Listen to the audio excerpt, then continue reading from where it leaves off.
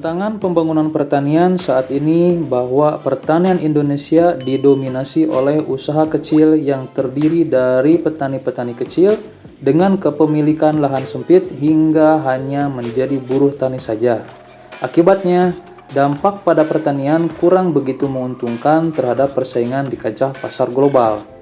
Untuk menghadapi tantangan tersebut, maka dibutuhkan beberapa upaya di mana salah satunya adalah dengan menyelenggarakan sistem penyuluhan pertanian yang terintegrasi dengan mengoptimalkan peran BPP melalui Kostra Tani. Salah satu peran penting BPP sebagai Kostra Tani adalah sebagai pusat data dan informasi pertanian dengan menyajikan berbagai macam data dan informasi yang dibutuhkan baik oleh pelaku utama maupun pelaku usaha. Oh, biasa langsung ke bagian admin tadi gitu.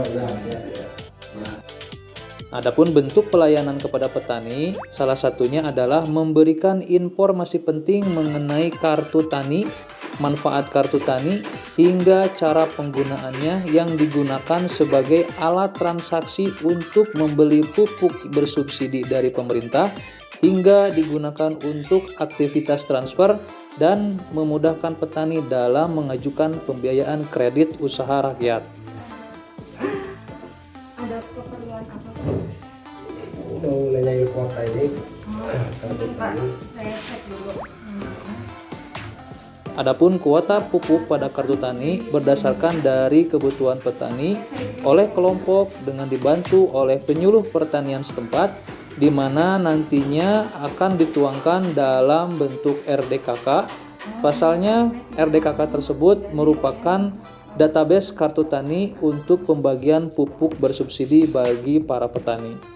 Kebutuhan pupuk subsidi melalui kartu tani adalah salah satu peran Kostra Tani sebagai pusat data dan informasi dalam menjamin pemerataan kebutuhan petani di seluruh wilayah binaan. Selain itu, dalam mewujudkan pertanian yang unggul, maka seluruh data-data yang dibutuhkan petani harus ada di BPP dalam bentuk display agar diketahui oleh seluruh petani dan seluruh stakeholder yang terkait.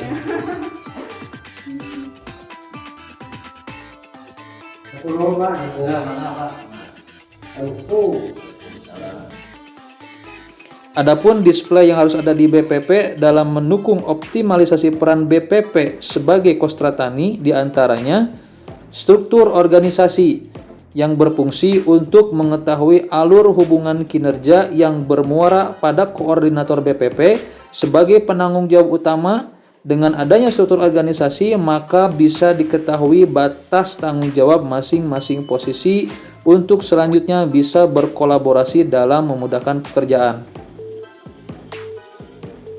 Selanjutnya, peta wilayah kerja BPP digunakan untuk mengetahui batas-batas wilayah sehingga batas terjauh pun bisa diketahui hingga optimalisasi sumber daya alam dalam mewujudkan pertanian yang berkelanjutan. Berikutnya, identifikasi, inventarisasi, dan rekapitulasi potensi lahan berfungsi sebagai sumber informasi baik untuk konsumsi pemerintah maupun untuk petani agar bisa melakukan monitoring dan evaluasi terhadap potensi pertanian yang sedang dilakukan, hingga prediksi potensi lahan di masa yang akan datang.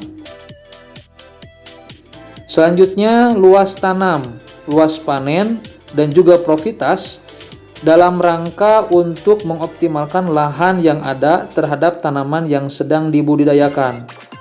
Tidak lupa untuk data tingkat serangan OPT, tujuannya adalah untuk menganalisa kehilangan produksi dan juga kerugian hasil tanaman untuk mengantisipasi serangan OPT baik secara preventif dan kuratif di masa yang akan datang. Yang terakhir adalah data kelembagaan petani. Ini digunakan sebagai pemetaan petani yang masuk ke dalam kelembagaan dan yang belum terjaring ke dalam kelembagaan petani agar semua petani yang ada di WKPP bisa andil dalam upaya pemerintah untuk meningkatkan potensi pertanian yang ada di wilayah masing-masing. Data-data di atas selanjutnya diupload ke dalam aplikasi Simluhtan dan laporan utama setiap bulannya oleh admin yang bertugas berdasarkan data dari setiap masing-masing penyuluh di WKPP.